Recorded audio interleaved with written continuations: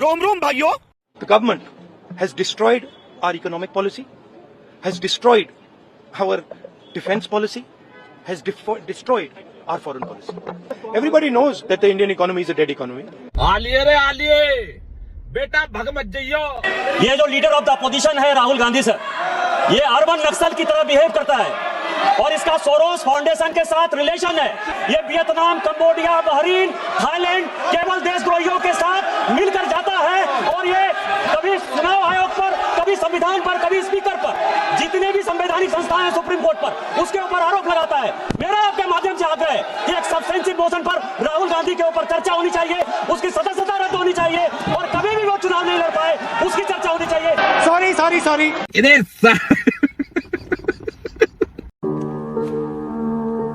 बातें आपने जो यहाँ का इनको डबल ट्रिपल करके आपने लोकसभा में कह दिया। राहुल जी ने वहां चढ़ा के एक बढ़िया भाषण दे दिया, सब हो गया। अंत में तो वोट होगा ना मेरे भाई, कि नहीं होगा? होगा ना, और वोट होगा, मेमोरी खत्म हो जाएगी, तब क्या करोगे?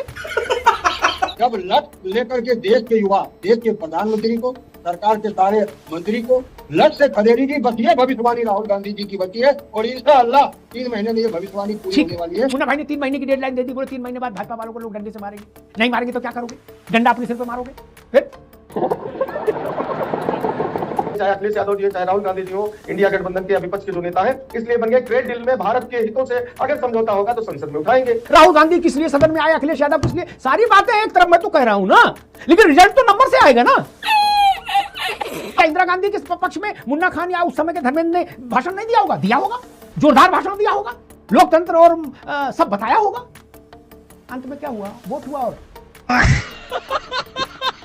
अगर ये लोकतंत्र का एसेंस है तो जहां पर जो पूर्ण बहुमत में विपक्ष के नेता संसद समाप्त कर दे। ये पार्टी के नेताओं के मंच पर दिए भाषण नहीं, कुर्ता फटकारा और धय तेरे की जो भी बोल दो बोल के निकल जाओ। वो कोई एटा इटावा की जनसभा है क्या? कि जनसभा से पहले वहां नर्तकियां नाच भी नहीं है? नशे में ना डोलो। जो बच्चा फेल हो रहा है बार बार, वो सबसे ज्यादा ऊंची आवाज में चिल्ला रहा है। जो बच्चा इम्तिहान में बार बार फेल हो रहा है, वो टॉपर का गरेबा पकड़ रहा है। कह तू कौन है ये मुझे बता। ठीक है तेरे 100 में 90 नंबर आए, लेकिन तू कौन है? मेरे भले 100 में 10 आए हो। हेलो नमस्कार, जय हिंद, वंदे मातरम और मेरे सभी भाई बहनों को जय श्री राम दोस्तों। एंड आप देख रहे हैं कृष्णा डिबेट तड़का और आज की डिबेट होने वाली है कांग्रेस पार्टी के प्रवक्ता मुन्ना खान, समाजवादी पार्टी के प्रवक्ता धर्मेंद्र सिंह और वरिष्ठ पत्रकार अमिताभ अग्निहोत्री के बीच। तो दोस्तों डिबेट बहुत मजेदार होने वाली है, एंड तक जरूर देखना। एंड हाँ दोस्तों, आपसे एक छोटा सा अनुरोध है, अगर आप चैनल पर पहली बार आए हैं या चैनल को अभी तक सब्सक्राइब नहीं किया है तो चैनल को सब्सक्राइब जरूर से कीजिएगा। तो चलिए दोस्तों, बिना देरी किए आज की मेन वीडियो स्टार्ट करते हैं। तो करना, परेशान हो गए हम लोग 2.5 साल से, ये भी परेशान हो गए, हम भी परेशान हो गए, करो फिर। चलो भाई। भाजपा के एक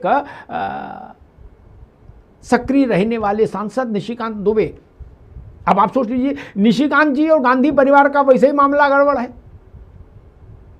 गांधी परिवार पर जितने आक्रामक और खोजी तर्क निशिकांत दुबे लेकर आते उतना तो कोई ला ही नहीं सकता। उन्होंने कहां से कौन कौन से दस्तावेज खोज लाते हैं, उनके जरिए एक सब्सटेंसिव मोशन दिलवा दिया गया। उस मोशन पर लोकसभा चर्चा करेगी। मेरी जानकारी है कि स्पीकर उसको चर्चा के लिए रख देंगे। तब क्या होगा? राहुल जी के लिए संकट बढ़ जाएगा। ये बड़ी अच्छी बात कही आप। मुन्ना खान साहब, क्या स्थिति गंभीर हो गई है? क्योंकि अब इससे मसला नहीं होगा कि अमेरिका की डील और नरवणे की किताब ना। मोशन आ जाने का मतलब 8-10 घंटा उस पर भाषण हो जाएंगे, रुचि वाले या अरुचि वाले कुछ भी मान लो, और मूल ऑपरेटिव पार्ट शुरू हो जाएगा कि भाई इस मोशन को अब हम डिवीजन के लिए प्रस्तुत करते हैं। अब तो विभाजन होगा इस मोशन पर, इसकी प्रेयर पर। अगर बहुमत मोशन के पक्ष में रहा तो राहुल जी को जाना होगा। मुन्ना खान साहब, स्थिति वहां तक तो पहुंच गई। बात तो सही है जी। कि राहुल गांधी की बात अगर हम करें तो वो साल दूसरा था, ये साल दूसरा है। राहुल गांधी जी निखर करके आए हैं और जो विपक्ष के लोग हैं वो तो समझते ही हैं, लेकिन जो सरकार में बैठे लोग हैं लगभग 75% लोग तो ये समझते हैं कि ये आदमी जो बोलता है वो सच बोलता है। तो सवाल आज आप उसे डर करके आप जो जिस तरीके से चूहे के बिल में घुस जाना कहते हैं, आप बिल में घुसने की कोशिश कर रहे हो। मैंने आपको पहले कहा ना कि सारे ड्रामे जो है जी, वो जोसेफ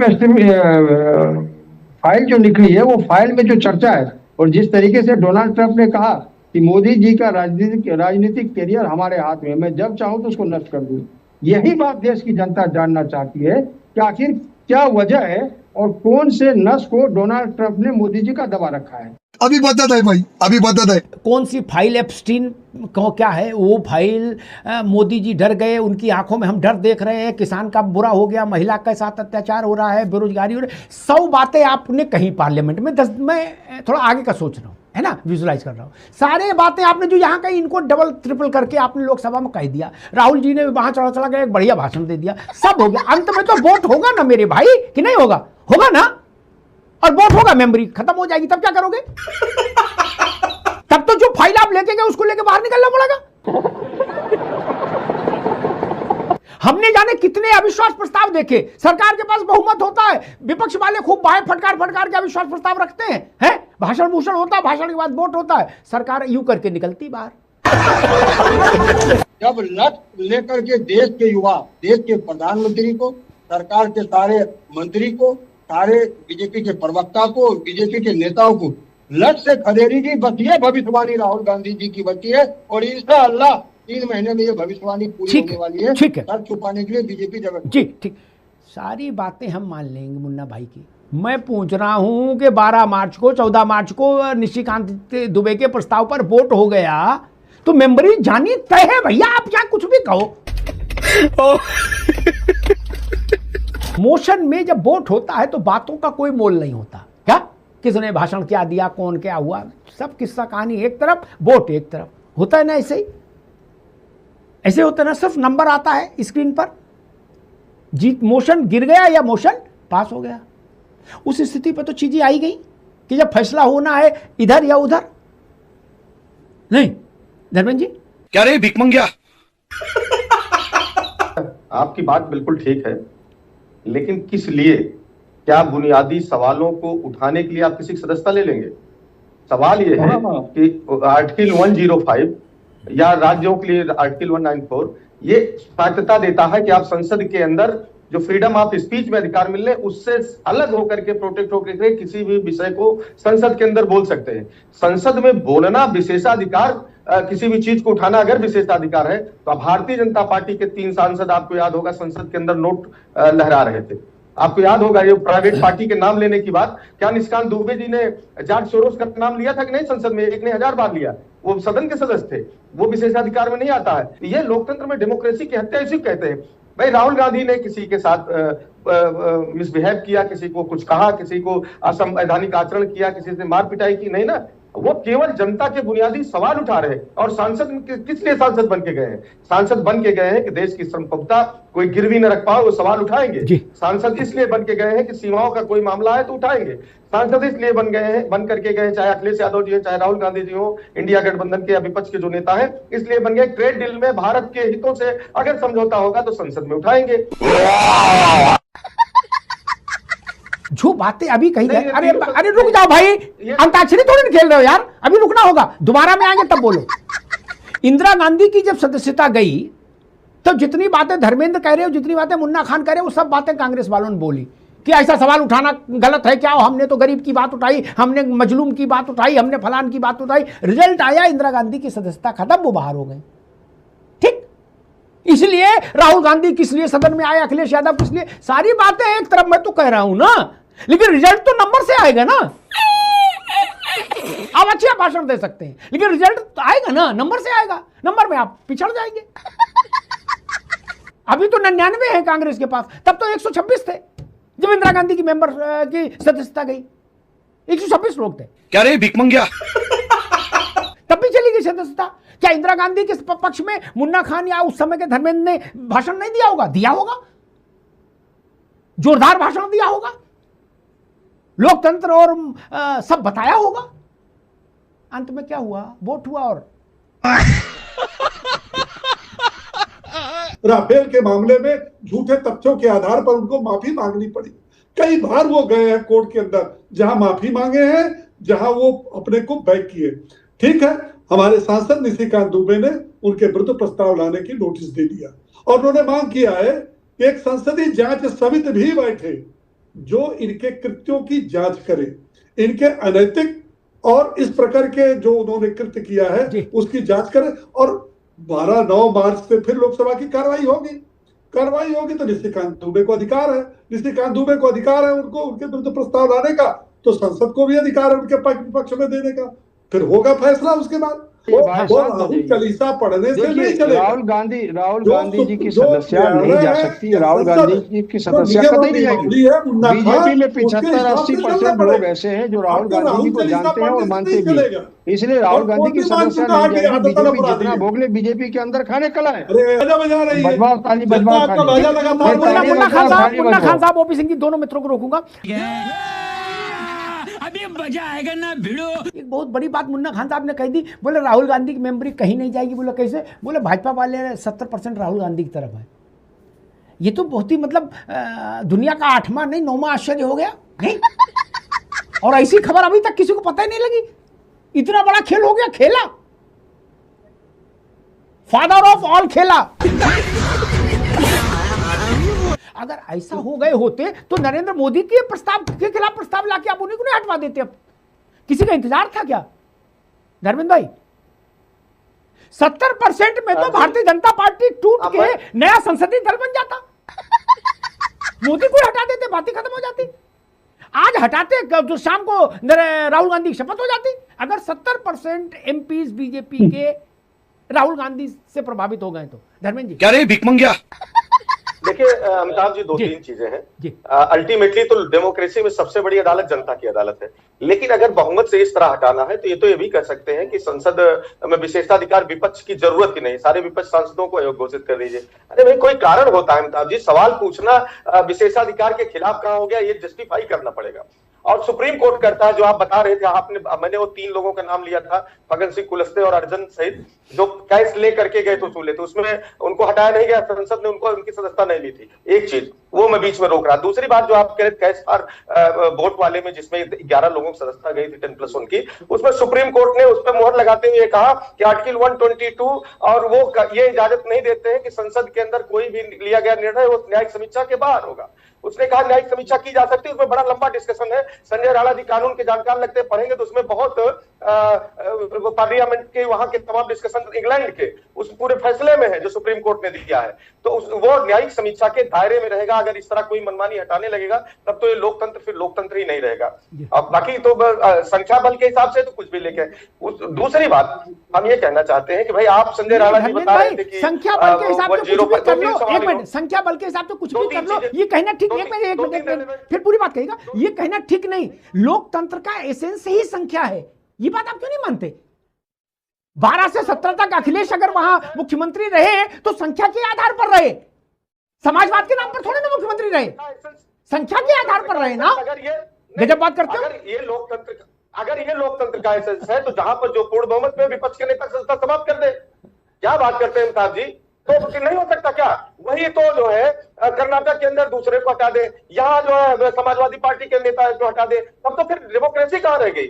वही तो मैं कह रहा हूं, एसेंस होता है किसी विशेष परिस्थिति में।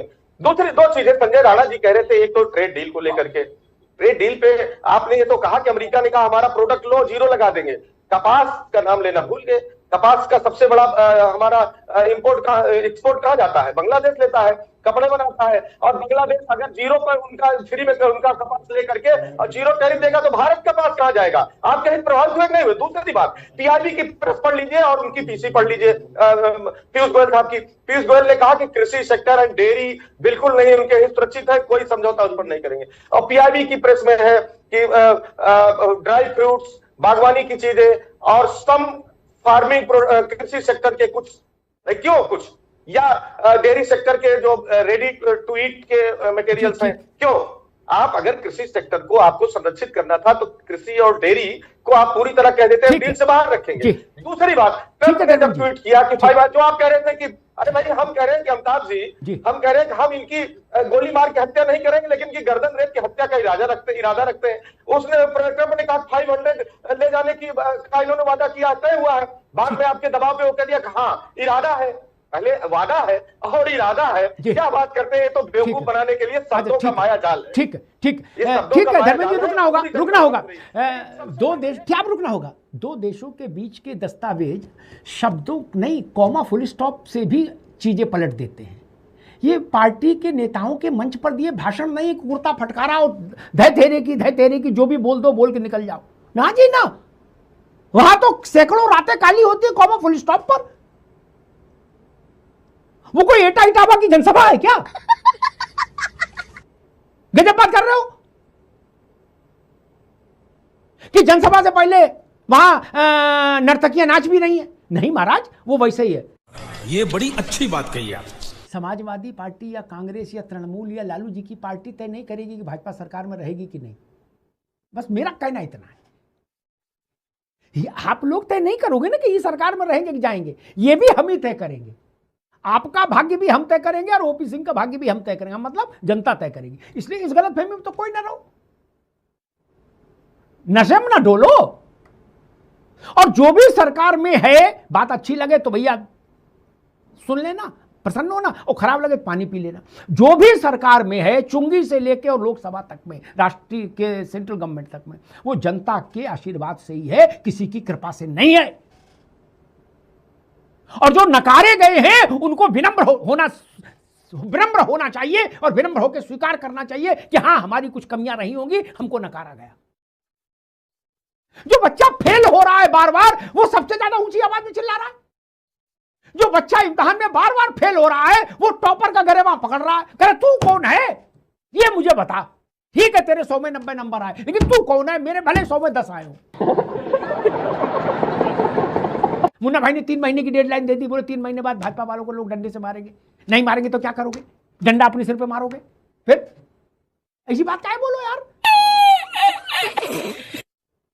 और 70 छोड़ो, 7 आदमी नहीं मिलेगा।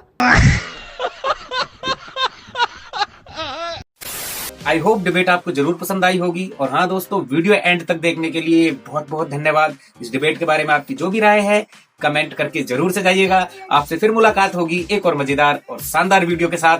तब तक के लिए जय हिंद, जय भारत, जय श्री राम।